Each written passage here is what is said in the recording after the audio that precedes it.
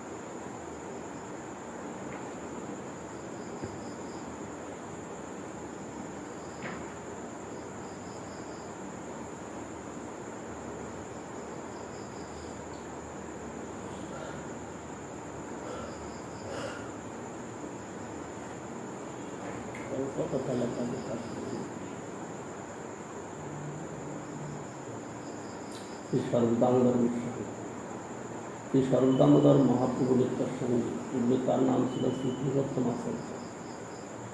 তিনি নবদ্বীপে বাস করতেন, সর্বদা প্রভুর সঙ্গে অবস্থান করতেন। প্রভু যখন সন্ন্যাসী লাভ করলেন, তিনি তখন পাগলের মতো বারাণসী গিয়ে চৈতন্যানন্দ নামক সন্ন্যাসী থেকে সন্ন্যাসী গ্রহণ করেন। তিনি আদেশ দিয়েছিলেন নিজে বেদান্ত করে লোককে বেদান্ত করা। শ্রী পুরুষোত্তম আচার্য যোগপত্র গ্রহণ করলেন না, শুধু শিক্ষাসূত্র ত্যাগ করলেন। তাই তার নাম হল স্বরূপ।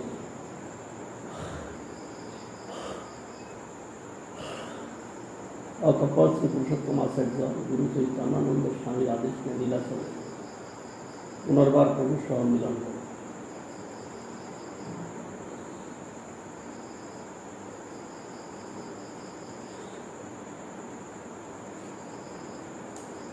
আট দিনে আইলা সর্বদামোদর প্রভুর অত্যন্ত মর্মী রসের সাগর। পুরুষোত্তম আচার্য তার নাম পূর্ব আশ্রমে নবদ্বীপে শিলাতেও প্রভুর চরণে। প্রভুর সন্ন্যাস দিকে উন্মত্ত হইয়া সন্ন্যাস গ্রহণ করলে বারাণসী।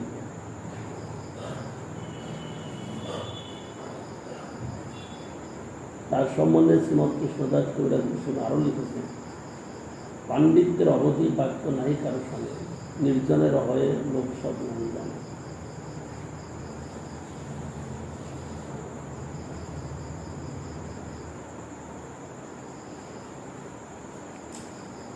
ঈশ্বরতত্ত্ববেত্তা দেহপ্রেম রূপ সাক্ষাৎ মহাপ্রভুর দ্বিতীয় স্বরূপ। গ্রন্থ শ্লোক গীত কেহ প্রভু পাশে আনে, স্বরূপ পরীক্ষা করলে প্রভু পাশে শুনে। ভক্তি সিদ্ধান্ত বিরুদ্ধ আর রসাবাস, শুনিলে না হয় প্রভুর চিত্তের উল্লাস। অতএব স্বরূপভাবে করে পরিশ্রম, শুদ্ধ হয় যদি প্রভুরের প্রাণ স্বরূপ।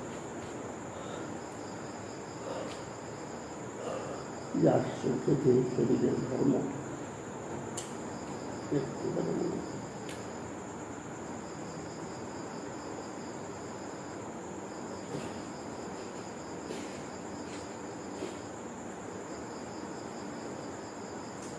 বিদ্যাপতি, চণ্ডীদাস, শ্রী গীত গোবিন্দ এই তিন গীতে করান প্রভুর আনন্দ।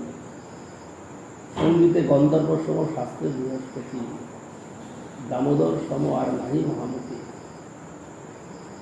অদ্বৈত নিত্যানন্দের পরম প্রিয়তম, শ্রীবাসাদি ভক্তগণে হয় প্রাণসম।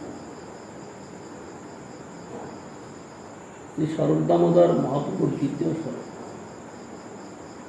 সঙ্গীতে গন্ধর্ব সম এবং শাস্ত্রে বৃহস্পতি। কেহ কোনো শ্লোক গীত প্রভৃতি রচনা করে আনলে প্রথমে শ্রী স্বরূপ দামোদর পরীক্ষা করতেন, অতঃপর প্রভুকে শোনাতেন।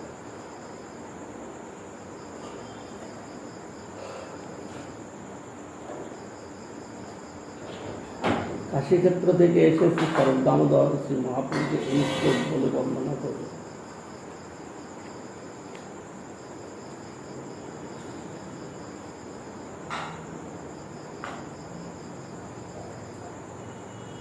হেলধ্বনিত খেদয়া বিষদয়া উন্মিলদামদয়া সাম্যশাস্ত্র বিবাদয়া রসদয়া চিত্তার বিপুলমাদয়া সৎসদ ভক্তি বিনোদয়া সমদয়া মাধুর্য মর্যাদয়া শ্রী চৈতন্য দয়ানিধি প্রভদয়া ভবার অমন্দ দয়া।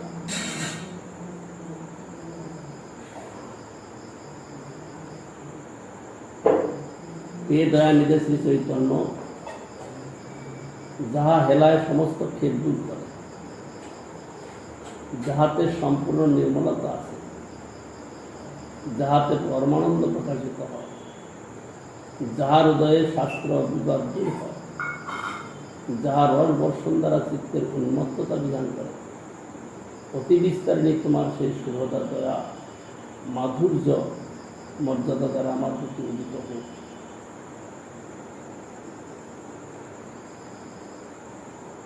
এখানে বিশেষ্যটা কি আছে?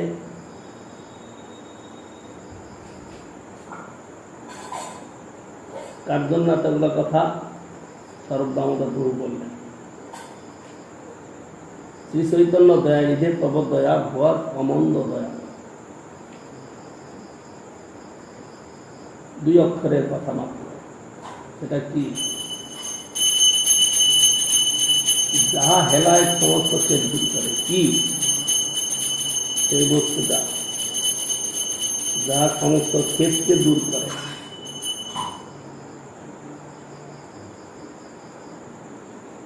বুঝলে? হে দয়ানিধে শ্রী চৈতন্য, যাহা হেলায় সমস্ত ক্ষেত দূর করে, যাহাতে সম্পূর্ণ নির্মলতা আছে, যাহাতে পরমানন্দ প্রকাশিত হয়, যাহার উদয়ে শাস্ত্র বিবাদ দূর হয়, যাহা রস বর্ষণ দ্বারা চিত্তের উন্মত্ততা বিধান করে, অতি বিস্তারিণী তোমার সেই শুভতা দয়া মাধুর্য মর্যাদা দ্বারা আমার প্রতি উদিত হোক। কি বুঝলেন কথাটা?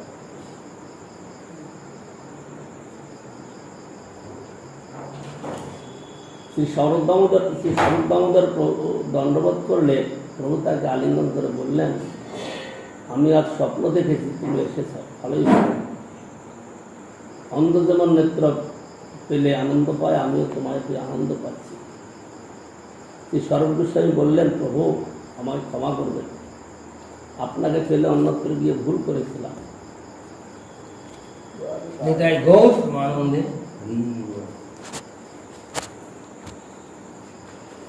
তোমার চরণে মোর নাহি প্রেম লে, তোমার সারি পাপি মুই গেনু অন্য দেশ। মুই তোমার সারিল, তুমি মোরে না সারিলা, কৃপাপাশ গলায় বাঁধি চরণে আনিলা। শ্রী স্বরূপের এই দৈন্যক্তি শুনে প্রভু পুনঃ তাকে আলিঙ্গন করলেন এবং বললেন, শ্রীকৃষ্ণ বড় দয়াময়, দয়া করে তোমায় আবার মিলিয়ে দিয়েছেন। শ্রী স্বরূপ দামোদরকে প্রভু কাছে রাখলেন। প্রভুর যখন যে ভাবোদয় হতো, সেই ভাব অনুযায়ী কীর্তন তিনি প্রভুকে শোনাতেন। এ সময় দক্ষিণ দেশের বিদ্যানগর থেকে শ্রী রামানন্দ রায় প্রভুর শ্রীচরণে এলেন। শ্রী রামানন্দ রায় মহাকবি ছিলেন। ভঙ্গি করে যাবতীয় রসতত্ত্ব প্রভু তার মুখে শ্রবণ করেছিলেন। মহাপ্রভু দিবাভাগে সাধারণ ভক্তের সঙ্গে নাম কীর্তন সংকীর্তন করে কাটাতেন। রাত্রে শ্রী স্বরূপ দামোদর ও শ্রী রামানন্দ রায়ের সঙ্গে রাধাকৃষ্ণ লীলা তত্ত্ব আস্বাদন করতেন। ললিতা ও বিশাখা যেমন রাধা ঠাকুরানীর একান্ত অন্তরঙ্গ ছিলেন, তদ্রূপ স্বরূপ দামোদর ও রামানন্দ রায় প্রভুর অন্তরঙ্গ ছিলেন। শ্রী গৌর সুন্দরের অন্তলীলায় শ্রী স্বরূপ দামোদর প্রভু সর্বতভাবে প্রভুর সঙ্গে অবস্থান করতেন। শ্রী রঘুনাথ দাসের প্রভু শ্রী স্বরূপ দামোদরের হস্ত অর্পণ করেছিলেন। আষাঢ় শুক্লা দ্বিতীয়াতে শ্রী স্বরূপ দামোদর গোস্বামী অক্ষর।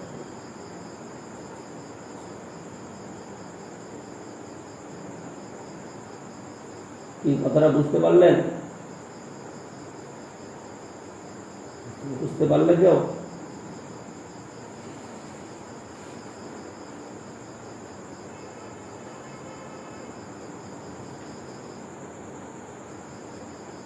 অতি বিস্তারিণী তোমার সেই শুভদা দয়া মাধুর্য মর্যাদার আমার প্রতি উদিত হোক। বলছিলাম 2টা অক্ষর মাত্র, কি সেটা? মহাপ্রভুর দয়া যদি কারোর উপর হয়, 2 অক্ষরের দয়া যদি হয়, তাহলে এতগুলা জিনিস আসে। ওইটা হলো বিশেষ্য, আর সব বিশেষণ। বিশেষণ মানে গুণবাচক, নাউন, নাউন আর প্রোনাউন কাজে বলে। আর নাউন মানে বিশেষ্য, দয়া। তোমার সেই শুভদা দয়া, যাহার উদয়ে চিত্তে প্রসন্নতা হয়েছে, সেটা কি? ভগবান দয়া করেন, এদের সব কাজ শুদ্ধ।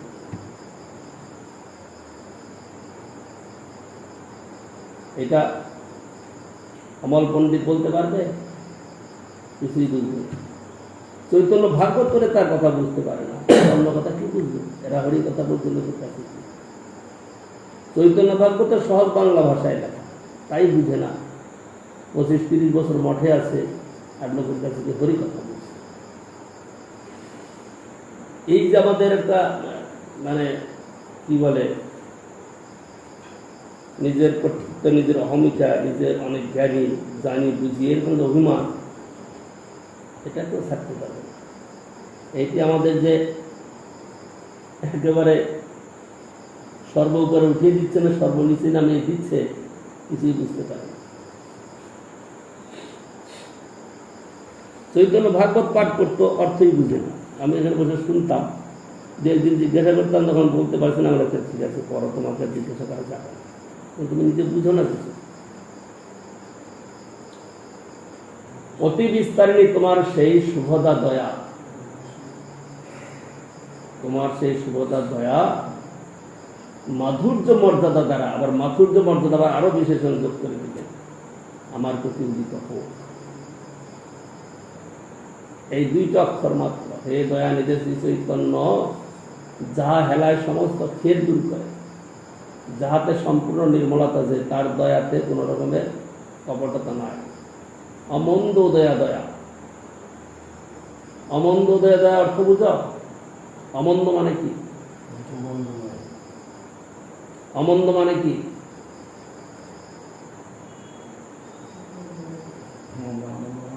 হ্যাঁ, কিছুই বুঝে না এরা, সহজ কথাটাও বুঝে না। তাইলে কি লোককে শোনাবে? কি কথা শোনাবে? খারাপ, মন্দ মানে খারাপ, অমন্দ মানে ভালো, এইটুকু বুঝবে না, তাইলে কি করে কথা বলবে? সৎ লোক আর অসৎ লোক, এইটুকু তো জ্ঞান আনতে হবে। এটা তো সহজে লোককে বুঝিয়ে, কেউ ব্যাখ্যা করে বুঝিয়ে দিয়ে আনাবে তা না, এটা সহজ। সৎ অসৎ, মন্দ অমন্দ, কিন্তু ভালো মন্দ আমরা বুঝি, অমন্দটা বুঝি না। অমন্দ দয়া, অমন্দ দয়া মানে যাতে কোনোদিন মন্দ উদয় করায় না, অমন্দ। অমন্দ দয়া দয়া,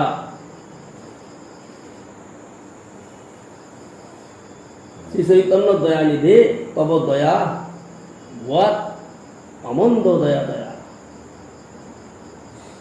তোমার যে দয়া, তাতে কোনোদিন কারোর মন্দ উদয় করায় না, অমন্দ দয়া। অমন্দ মানে মঙ্গল বিধান করে, মন্দ মানে খারাপ, আর অমন্দ মানে মঙ্গল। তোমার দয়াতে সকলের মঙ্গল বিধান করে, অমন্দ দয়া দয়া। এই পর্যন্ত সর্ব আমাদের গোস্বামীর কথা শ্রবণ করলাম। এরপরে চৈতন্য চরিতামৃত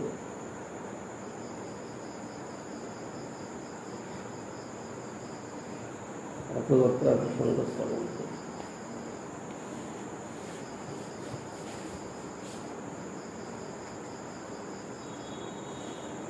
এগুলা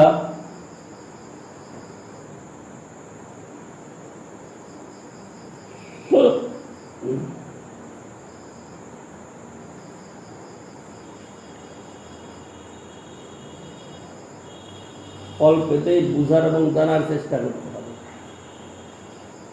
হয়তো একটু শুনলে পরে সহজ হবে, কিন্তু না শুনলেও গ্রন্থাদি নিজেরা অনুশীলন করে এগুলোকে বুঝতে হবে।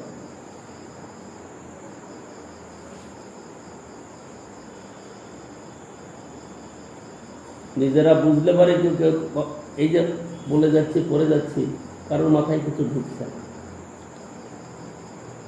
পাঠ যখন আমরা শুনি, বক্তৃতা যখন শুনি, কারোর মাথায় কিছু ঢুকে না, কেউ তো বুঝে না। যেমন আমি দৃষ্টান্ত দিয়েছিলাম, আমি যখন লন্ডন যাই আমাকে স্কুলে পাঠিয়েছিল রামপ্রভু। রামপ্রভুকে চিনা তো? চিনা রামপ্রভুকে? সে রামপ্রভু আমাকে স্কুলে পাঠাবে 105 পাউন্ড। পেট কাটা রাম। হ্যাঁ, পেট কাটা রাম। তো স্কুলে পাঠালো, আমি স্কুলে গেলাম, বয়স্কদের স্কুল। সেখানে আমার পুরো মনে করেছিলাম উচ্চ ক্লাসের ছাত্র, হয়তো উচ্চ ক্লাসে পাঠালো। তো সেখানে গিয়ে ওদের একটা শব্দও বুঝি না। ওরা সব বিদেশি, কেউ আফ্রিকান, কেউ অন্য দেশের। সব তারা পড়তে গেছে, তারা পয়সা দিয়ে এরকম পড়ে। 2 মাসের না কত দিনের কোর্স, একটার পর একটা। আজকে একটা ক্লাস হলো, কালকে আরেকটা, উপরের ক্লাসে সে পড়াচ্ছে। তা আমি যখন ওদের কথা শুনছি একটা শব্দও বুঝি না, তবে কি উত্তর দেব? তারপরে ওখানে যে করে, মনিটর করে, দেখে সেটা কিছু বলতেই পারছে না, বুঝতেই পারছে না, তাহলে কি করা যায়? সে আমাকে নিচের ক্লাসে নামিয়ে দিল।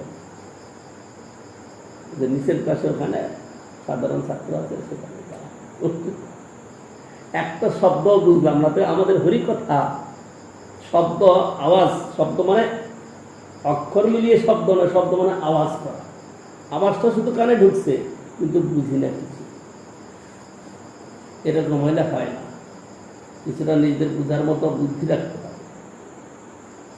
যদি বুদ্ধি না রাখা যায় তাহলে শুধু ওই সময় কেটে যাবে। আচ্ছা, এখানে আমরা শুনেছিলাম ইয়ের কথা, গুন্ডিসে মাধ্যমে একটু বাকি রয়েছে।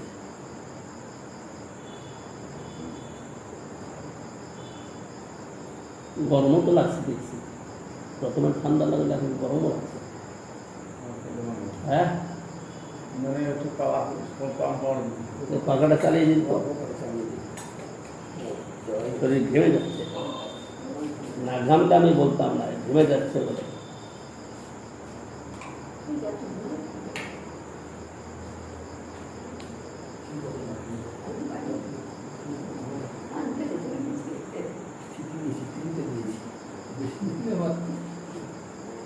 এইরূপে একবার বহুদিনের সঞ্চিত বড় বড় কাকর, তৃণ, ধূলি রাশি প্রভৃতি ছাটাইয়া ফেলিয়ে দিয়া শ্রী গৌর সুন্দর 2 বার করিয়া মন্দিরের সমগ্রাংশ মার্জন জল দ্বারা প্রক্ষালন করিবার পর যদি কোথাও আবার কোনো অশুষ্ক দাগ লাগিয়ে থাকে, তজ্জন্য তিনি নিজের পরিধেয় শুষ্ক বস্ত্রের দ্বারা ঘষিয়া ঘষিয়া শ্রীমন্দির ও ভগবত পীঠস্থান রূপ সিংহাসন মার্জন করতে লাগলেন। এত করিয়া প্রক্ষালন, মার্জন, ঘর্ষণাদির পর শ্রীমন্দিরে আর ধূলিকণার লেশ, এমনকি একটি শুষ্ক দাগও নাই। শ্রীমন্দিরটি স্ফটিকবৎ নির্মল। কেবল তাহাই নহে, আবার সুশীতল হইল।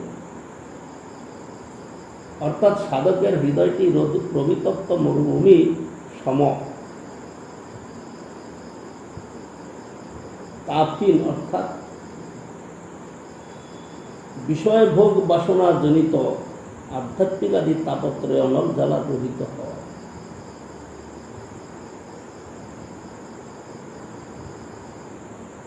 রবিতপ্ত মরুভূমি মানে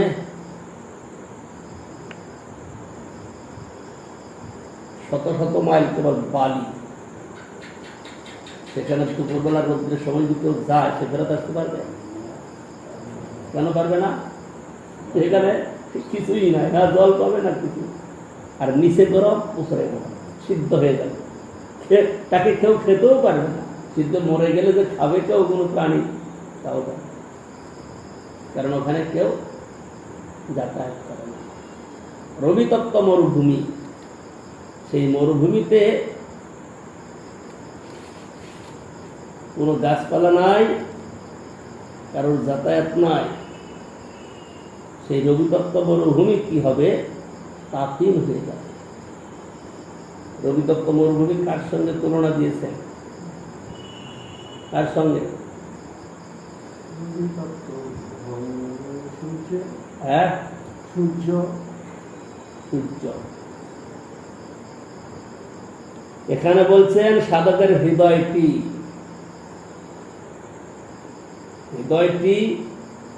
কি হবে? রবিতপ্ত মরুভূমিতে যেরকম তাপ হয়, সেই তাপের দ্বারা জ্বলতে থাকে। কিন্তু এই সমস্ত কিছু করার পরে শ্রীমন্দিরটি সঠিক পথ নির্মল কেবল তাহাই নয়, আবার সুশীতল হয়ে যায়। সেই রবিতপ্ত মরুভূমির সমজে স্থানটা জীবের হৃদয়। কেন জীবের হৃদয়টা এত উত্তপ্ত কেন হল? কি কারণ দেখাল? চঞ্চলতা, ভগবানের নাম বিষয়ভোগ বাসনাজনিত আধ্যাত্মিক তাপত্রয় অনল। তাপত্রয় অনল জীবের হৃদয়টাকে একদম জ্বালিয়ে দেয়। সে কিরকম জ্বালানো? রবিতপ্ত মরুভূমির সঙ্গে। কিন্তু যখন এই শ্রীমন্দির মার্জনাদি করে এত সুন্দর পরিষ্কার হলো, আবার 2-3 বার জল প্রবাহিত করে দিল, একদম সুশীতল হল। ঠিক সেই রকম সাধকের হৃদয়টাও তাপত্রয়নল জ্বালানোহিত হয়। বস্তুত তার হৃদয় হইতে অন্নাভিলাষ, কর্ম, জ্ঞান, যোগাদি চেষ্টারূপা ভক্তি মুক্তি কামনা বিদরিত হইয়া আত্মবৃত্তি শুদ্ধ ভক্তি প্রকটিত হইলে উহা এইরূপে শান্ত ও সুশীতল। যেখানে ভক্তি বিরোধী কর্ম, ভোগ বাসনা আদি থাকবে, বিষয় ভোগ বাসনা আদি, সেই চিত্তটা এরকমই জ্বলতে থাকে। আমরা সেটাকে বুঝতে পারি। আমরা মনে করি মানুষ তো এরকমই চলে, কিন্তু তার হৃদয়ের সঙ্গে তুলনা দিয়েছেন। হৃদয়টা কি হচ্ছে? সবসময় আগুন জ্বলছে, ভোগ বাসনা। ভোগ বাসনার দ্বারা যার চিত্ত জ্বলছে, সেটাকে তুলনা দিয়েছেন রবিতপ্ত মরুভূমির সময়। সেখানে এক ফোঁটা জল যদি পড়ে, তার আর চিহ্ন থাকে না। অনেক সময় সমস্ত কামনা বাসনা বিদরিত হইলেও এইসব কথা আমাদের কানে এখন ঢুকবে না। এসব কথা কানে ঢুকার কঠিন আছে। বলে আপনার কানে ঢুকে গেল, আর আমাদের কানে ঢুকবে না। বলে না, ঢুকবে না। বড় বড় পণ্ডিত হলেও ঢুকবে না, অনেক ব্যাখ্যাতা হলেও ঢুকবে না। বড় বড় পণ্ডিতের সবাই লক্ষ লক্ষ লোক শুনছে না, তাদের কানেও ঢুকবে না। তাদের মানে ওই বক্তাদের কানে ঢুকবে না। শ্রোতারা তো তারা তো আরো কিছু, তাদের কানেও ঢুকবে না।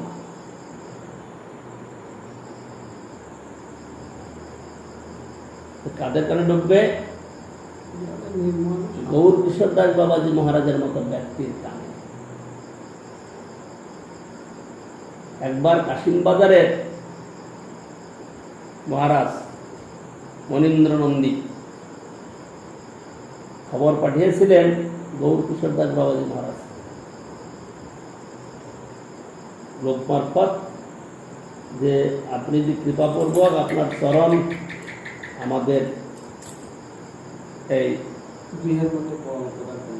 এখানে যদি চরণ স্পর্শ করার, তাহলে আমরা কৃতার্থ হয়ে যাই, ধন্য হয়ে যাই। তিনি তার উত্তরে লিখেছিলেন, মানে জানিয়েছিলেন, আমি যদি রাজবাড়িতে যাই তাইলে হ্যাঁ, আমি মায়ার মধ্যে পড়ে যাব, মায়ের মধ্যে করে যাবে। ওই ঘরের মধ্যে গেলে তাহলে কি হবে? আপনার সঙ্গে আমার ঝগড়া সৃষ্টি হবে। কেন না, আমি থেকে আমার নিজের করার চেষ্টা করব যে এটা আমার হোক, এটা আমার হোক। তার জন্য আপনার সঙ্গে ঝগড়া হবে। তার চেয়ে যদি আপনি এখানে আসেন, আমার যেমন একটা সই আছে, এরকম একটা সই আপনাকে করে দেবো, আর দুইজনে মিলে এখানে হরি ভজন করব। তাইলে ওই যে বনীন্দ্র নন্দী রাজা, তিনি হয়তো বৈষ্ণব ছিলেন, শুদ্ধ ভক্ত নয়, ওই কি বলে 12 মিশালি 5 মিশালি লোকের সঙ্গে তাদের প্রভুপাদ গিয়েছিলেন সেখানে বক্তৃতা করতে, কোন একটা ধর্মসভার সময় 4 দিন বক্তৃতা করেছিলেন, সেখানে তিনি কিছু খান না। শরীর দুর্বল হয়নি, এই না তার শরীর দুর্বল হয়নি। 4 দিনে 4টা বক্তৃতা করেছিলেন বলে ওই বাবাজির দলরা বক্তৃতা করতেই দেয়। ওই সময় চিৎকার চেঁচামেচি শুরু করতে। কেন? তাদের চিত্তটা বুঝেই না তারা, তাদের চিত্তটা বিষয় ভোগের দ্বারা রবি তত্ত্ব মরুভূমি সম। সেই জন্য এই কথা তাদের কানে ঢুকে না, তাদের কানে ঢুকবে না। তাদের হৃদয়টা রবি তত্ত্ব মরুভূমির সম। সেই জন্য সাধুকে তারা সাধু বলে জানে না, সাধুর কথা তারা শুনতে চায় না, এবং সাধুর কথা তাদের কানেও ঢুকে না। সেখানে তারপর প্রশ্ন করেছিল প্রভুপাদকে যে আপনি খেলেন না কেন এখানে? বলে যাদের সমালোচনা করা হয় তাদের বাড়িতে খেতে হবে। নির্বিশেষবাদীর সাধুর্য মুক্তি কামনা তো দূরের কথা, অপর চতুর্বিধ মুক্তি কামনার রূপ সূক্ষ্ম দাগকেও শ্রীমন মহাপুরুষীয় বস্তু দ্বারা ঘষিয়ে উঠাইলেন। নির্বিশেষ মুক্তি তো অতি জঘন্য বলছেন শাস্ত্র মহাজনগণ। আর যে 4টা মুক্তি সেবাদারেতে ভক্তরা কখনো স্বীকার করে, কিন্তু মহাপ্রভু তাকেও বিদায় করে দিতেন না, এটাও চলবে না। কৃষ্ণ সেবার কাছে এটাও চলবে না। ওই আমি আমার কথা একবার বলছিলাম না, ঋষিকেশ মহারাজকে বলেছিলাম যে আমি 16 ঘন্টা, না 24 ঘন্টায় করতে হবে। 24 ঘন্টা করবো কি করে? একটু ঘুমাতে হবে, খেতে হবে। না, 24 ঘন্টা ছাড়া তুমি থাকতে পারবে না। 24 ঘন্টা করবে বলে বলো, তাইলে তোমাকে আমি থাকতে দিতে পারি। 24 ঘন্টা না গেলে আমি থাকতে পারি না। তো বুঝতে পারি না, বলে না এত সময় থাকতে পারবো না। আমি 18 ঘন্টা 6 ঘন্টা আমাকে ঘুমাতে দিতেই হবে। না, 24 ঘন্টা যদি পারবে তাইলে তুমি কলকাতায় থাকতে পারো। মানে কলকাতায় থাকতে চাইলাম এই জন্য যে সেখানে পাঠ কীর্তন হয়, বেশি কথা শোনা যাবে, সেবার ফাঁকে ওখানে গিয়ে কিছু হবে। বল না, যদি 24 ঘন্টা করতে পারো তাইলে থাকতে পারো। আমি তো বললাম না, আমি 24 ঘন্টা পারবো না। উনি তো বুঝকি হাসছেন আমার কথা শুনে। 24 ঘন্টাই করতে হবে একদম, তাহলে চলবে। এখানে থাকা যায়, এখানে যারা 24 ঘন্টা করবে তারা থাকবে। 24 ঘন্টা তো আমি করতে পারবো না, 18 ঘন্টা পর্যন্ত করতে পারবো না, চলবে। মানে 24 ঘন্টা না, 24.5 ঘন্টা।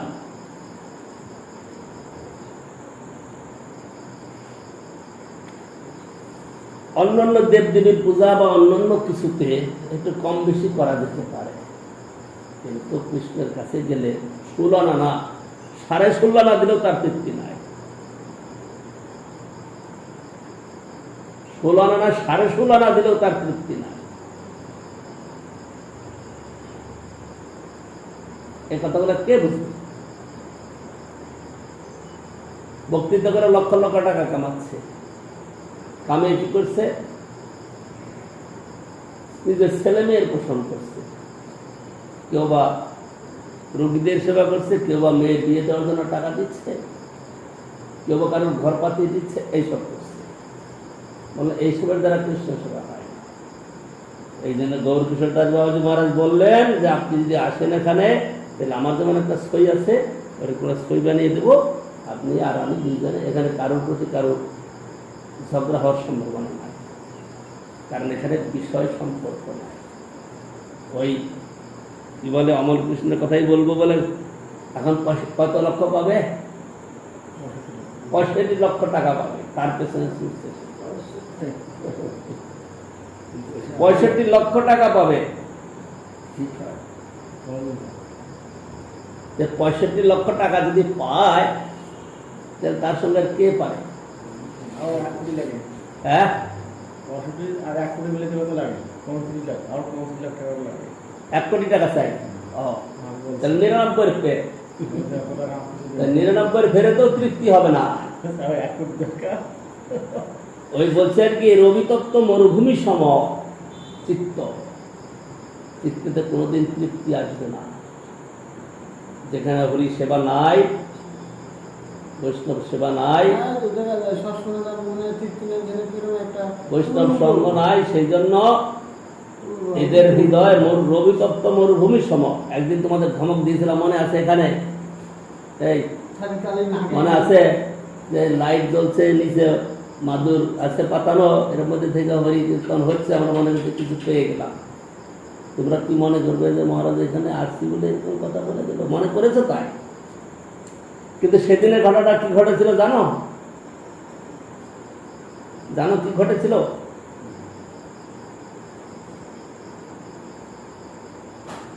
আমি গৌর হরিবল বলছি, তোমাদের মুখে আওয়াজ বেরোচ্ছে না।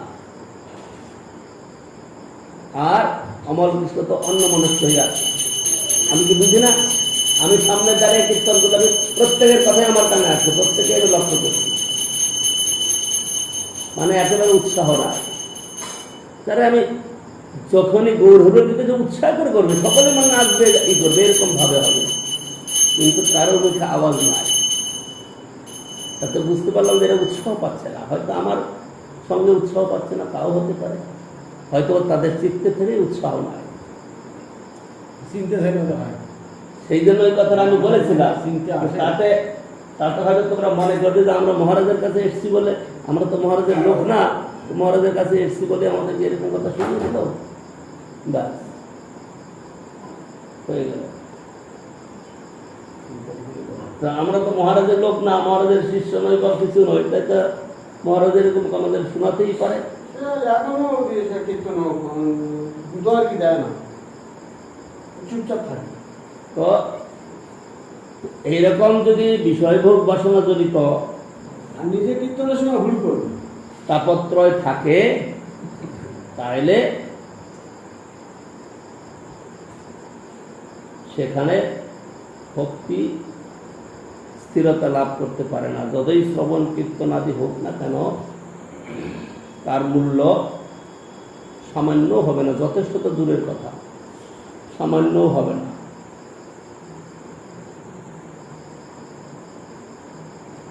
এইরূপে শ্রী গৌরসুন্দর কিরূপে সাধক স্বীয় হৃদয়কে বৃন্দাবন রূপে পরিণত করিয়া স্বরাট কৃষ্ণের স্বচ্ছন্দ বিহারস্থল করিবার জন্য, কৃষ্ণেন্দ্রিয় প্রীতি বাঞ্ছার জন্য মহা উৎসাহের সহিত উচ্চস্বরে কৃষ্ণ নাম করিতে করিতে কৃষ্ণার্থে সহৃদয় মার্জন করিবে। মহা উৎসাহের সহিত, উৎসাহ যদি না থাকে তাইলে শ্রবণ কীর্তন আদি নিষ্ফলে যাবে, কিছুই মূল্য থাকবে না। ওই কীর্তনের সময় বৈষ্ণবের কীর্তনের সময় আমার এত খুব রাগ ধরে, খালি বইয়ের পাতা উল্টেই যাচ্ছে, কীর্তন করবে যে বইয়ের পাতা খালি উল্টেই যাচ্ছে, আমার এত রাগ ধরে। তো সেই জন্য নিজেদেরকে সাবধান হতে হবে। আমরা কি চাই? এখানে পদ, এখানে সম্মান, এখানে মর্যাদা, এখানে প্রতিষ্ঠা, এখানে স্তুতি গান শোনা, এসবের দ্বারা কিছু লাভ হবে। কেউ আমাকে সম্মান করলো না, তার জন্য আমার মন খারাপ হবে, দুঃখ হবে। আবার কেউ একটু সম্মান করলো, বলে না আমার একটু মূল্য আছে, এত লোকে সম্মান করছে, পায়ে হাত দিচ্ছে লোকে, ওর দ্বারাও কিছু হবে না। সেই জন্য বলছেন কিরূপে সাধক স্বীয় হৃদয়কে বৃন্দাবন রূপে পরিণত করিয়া স্বরাট কৃষ্ণের স্বচ্ছন্দ বিহারস্থল করিবার জন্য, কৃষ্ণেন্দ্রিয় প্রীতি বাঞ্ছার জন্য মহা উৎসাহের সহিত উচ্চস্বরে কৃষ্ণ নাম করিতে করিতে কৃষ্ণার্থে সহৃদয় মার্জন করিবেন। তাহা জীবের মঙ্গলার্থে আপনাকে জীবনিমান করিয়া জগৎগুরু রূপে স্বয়ং শিক্ষা দিতে লাগলেন। কে কে শিক্ষা দিতে লাগলেন? হ্যাঁ, মহাপ্রভু। প্রথমে কথাটা যে এই রূপে শ্রী গৌর সুন্দর, এইটা হলো তিনি হলেন এখানে কর্তা। এই রূপে শ্রী গৌর সুন্দর কি করলেন? সাধক জীবের হৃদয় কি করে শুদ্ধ হবে সেটা শিখালেন। যদিও যদ্যপি অন্য ভক্তি কলৌ কর্তব্য তথা কীর্তনাক্ষ ভক্তি সংযোগ নেই। সেবা করছে, মুখে কীর্তন করছে। ভক্তিবিনোদ ঠাকুর এক জায়গায় লিখেছেন যে তোমরা মুখে নাম করবে, হাতে সেবা করবে। এইভাবে করতে থাকলে কোনো না কোনো দিন তোমাদের হৃদয়ে কৃষ্ণ নাম উদিত হবে। মহাপ্রভু প্রতি ভক্তের নিকটে গিয়া হাতে ধরিয়া মন্দির মার্জন সেবা শিক্ষা দিতে লাগলেন। যাহার কার্য ভালো হইতেছে তাহাকে প্রশংসা, এবং যাহার সেবা কৃষ্ণ বাঞ্ছা তৃপ্তিময়ী শ্রী আধার ভাব সুবলিত প্রভুর নিজ মনোমত হইতেছে না, তাহাকে পবিত্র ভর্ষণ পূর্বক হাতে ধরিয়া কৃষ্ণ সেবা প্রণালী শিক্ষা দিলেন। শুধু তাহাই নহে, চৈতন্য শিক্ষা অনুগত লব্ধ ভজন কৌশল অদ্বয় জ্ঞানে ভক্তি যোগযুক্ত শুদ্ধ হৃদয় ভক্তগণকে অপর বিমুখ জীবগণের আচার্যের কার্য করিবার জন্য আদেশপূর্বক উৎসাহান্বিত করিলেন। আবার যিনি যত বেশি পরিমাণ অভদ্র রাশি হৃদয়তে আহরণপূর্বক পরিষ্কার করিতে সমর্থ হইবেন, তিনি তত বেশি প্রভুপ্রিয় হইবেন। এবং যাহার অনর্থ নিবৃত্তি সামান্যই ঘটিয়াছে তাহার পক্ষে শাস্তিস্বরূপ হরিগুরু বৈষ্ণব সেবাই বিধি বলিয়া নির্দিষ্ট হয়ে যায়। হরিগুরু বৈষ্ণব সেবা করলে পরে অনর্থ যাবে, সেখানে প্রীতির কথা, সেখানে উৎসাহের কথা। কার জন্য উৎসাহ হতে পারে? যাকে শ্রদ্ধা করি, যাকে ভালোবাসি, তার জন্য। অন্যের জন্য উৎসাহ হবে না। ঠিক আছে, করুক না। আর যেমন উৎসাহ হবে, ভালো লাগবে, আরে আমি করে দিচ্ছি। একবার এলাহাবাদে ঋষিকেশ মহারাজ ছিলেন। এলাহাবাদ মঠে মন্দিরের ডান পাশে, এখন যেখানে শিব মন্দির হয়েছে, সেখানে একটা বকুল বৃক্ষ ছিল। এখন আছে বোধহয় বৃক্ষটা কম হয়ে গেছে, মারা গেছে কিনা জানি না, আছে না। আর ডাল টাল ভেঙে গেছিল একবার, সেই বকুল বৃক্ষের পাতা পরে, নোংরা পরে। তো মহারাজ ওখানে আছেন, ওই ঘরে থাকেন। ঋষিকেশ মহারাজ গিয়েছেন এলাহাবাদে, ওই ঘরে থাকেন। তো আমি তো ভিক্ষায় যাই, দিনভর ছোটাছুটি করি, আর কেউ লক্ষ্য করে না কি করা দরকার না দরকার। একদিন বোধহয় 9টা-10টার সময় আমি বাইরে যাব, সাইকেল নিয়ে বেরিয়ে এসছি। ঠিক ওই সময় দেখছি যে ঋষিকেশ মহারাজ ঝাড়ু হাতে ওই বকুল তলাটাকে ঝাড়ু দিচ্ছে। আমি সাইকেলটা রেখে আমি বলছি, মহারাজ ঝাড়ুটা আমাকে দিন। আমি এতক্ষণ কোথায় ছিল, কতক্ষণ করলে না কেন? আমি যখন করছি তা আমাকেই করতে দাও। তার হাত থেকে জোর করে এত নেওয়া যায় না। তিনি বললেন আমাকেই করতে দাও।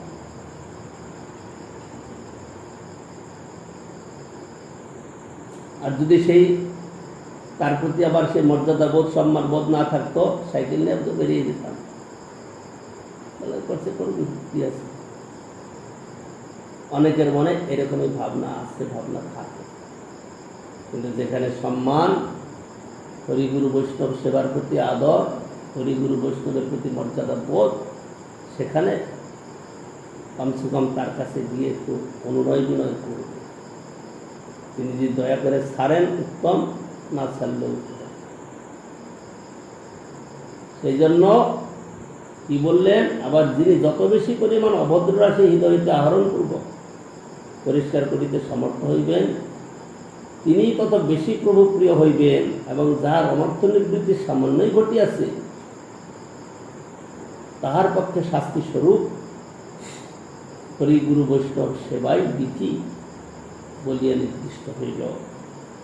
কিন্তু যারা অনর্থমুক্ত হয়েছেন তারা কি হরিগুরু বৈষ্ণব সেবা করবেন না? তারা তো সব সময় করেন, তাদের উপর এটা প্রয়োগ নাই, কারণ তারা ওই নিয়ে আছে। যারা ওই নিয়ে নাই, যাদের চিত্ত অন্যদিকে কাজ করে, তাদের উপরে এই আদেশ।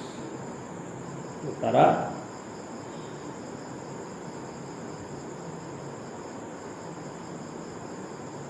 হরিগুরু বৈষ্ণব সেবা করবে, বাস, রথযাত্রা হল না।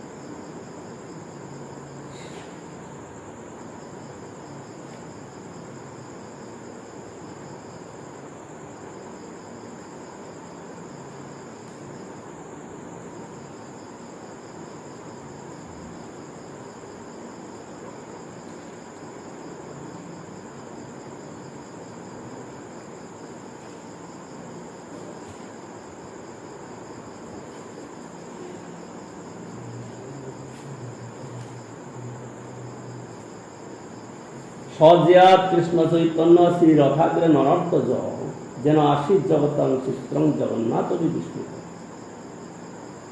জগন্নাথের রথাগ্রে যিনি নৃত্য করিয়াছিলেন সেই শ্রীকৃষ্ণ চৈতন্য জয়যুক্ত হন। তাহার সেই নৃত্য দেখিয়া সমস্ত জগৎ এবং স্বয়ং জগন্নাথ বিস্মৃত হইয়াছিলেন। জয় জয় শ্রীকৃষ্ণ চৈতন্য নিত্যানন্দ অধরাদ্বৈত চন্দ্র জয় গৌর ভক্তবৃন্দ। জয় সুতাগণ শোন করি আগমন, রথযাত্রায় নিত্য প্রভুর পরম মোহন।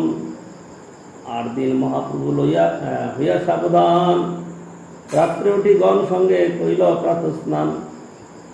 পাণ্ডু বিজয় দেখিবারে করিল গমন, জগন্নাথ যাত্রা করিল সারি সিংহাসন।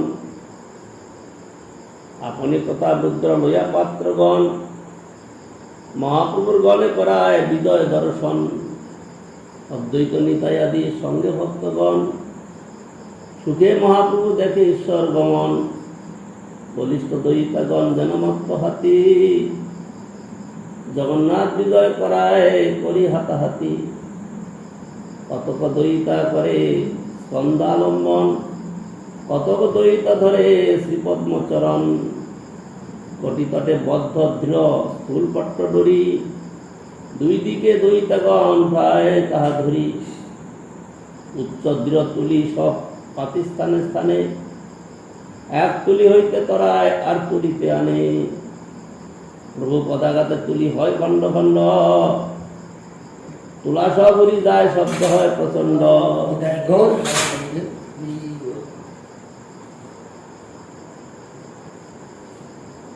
বিশ্বম্ভর জগন্নাথে কে চালাইতে পারে, আপন ইচ্ছায় চলে করিতে বিহারে। মহাপ্রভু মণিমা মণিমা করে ধ্বনি, নানা বাদ্য কোলাহলে কিছুই না শুনি।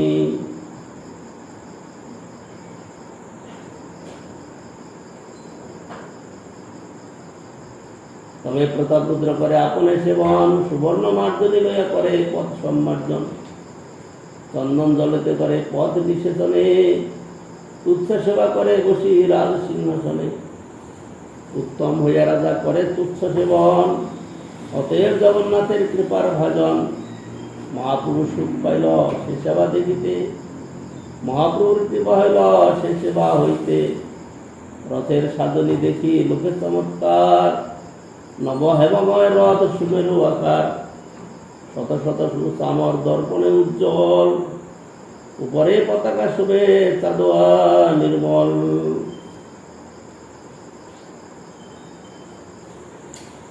ঘাগর কিঙ্কিনি বাজে ঘণ্টার কণিক, নানা চিত্ত পট্টবস্ত্রে রথ বিভূষিত। লীলায় চলিল ঈশ্বর রথের উপর, আর দুই রথে চলে সুভদ্রা হলধর। পঞ্চদশ দিন ঈশ্বর মহালক্ষ্মী লইয়া, তার সঙ্গে ক্রীড়া পেল নিবৃতে বসিয়া। তাহার সম্মতি লইয়া ভক্তে সুখ দিতে, রথে চড়ি বাহির হইল বিহার করিতে। শুষ্ক শ্বেত বালু পথে পুলিনের সম, দুই দিকে টোটা সব যেন বৃন্দাবন। রথে চড়ি জগন্নাথ করিলা গমন, দুই পাশে দেখি চলে আনন্দিত মন। গৌর সব রথ কানে করি আনন্দ, ক্ষণে শীঘ্র চলে রথ, ক্ষণে চলে মন্দ।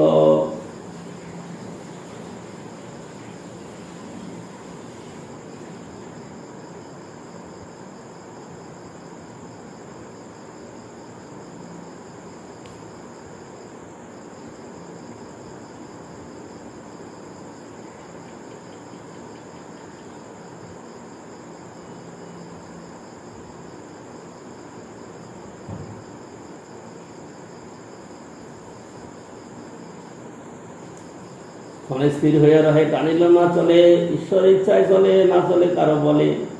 তবে মহাপ্রভু সব লইয়া ভক্তগণ, সহস্তে পরাইল সবে মাল্য চন্দন। পরমানন্দ প্রিয়ার ভারতী ব্রহ্মানন্দ, শ্রীহস্তে চন্দন পাইয়া বাড়িল আনন্দ। অদ্বৈত আচার্যার প্রভু নিত্যানন্দ, শ্রীহস্ত স্পর্শে তোহার হইল আনন্দ। কীর্তনিয়া গানে দিল মাল্য চন্দন, স্বরূপ শিবার তাহা মুখ্য দুইজন। চারি সম্প্রদায় হইল 24 গায়ন, দুই দুই মার্দঙ্গিক হইল 8 জন। আমরা এই পর্যন্ত শ্রবণ করলাম। এরপরে রথযাত্রায় মহাপ্রভুর নিত্য প্রসঙ্গ, তার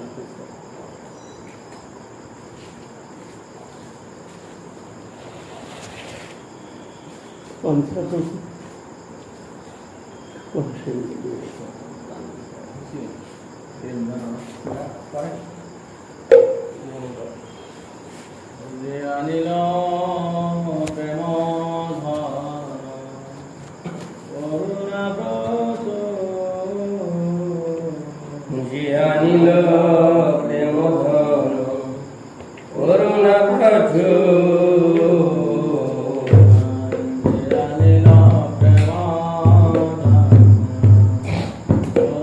ব্রত,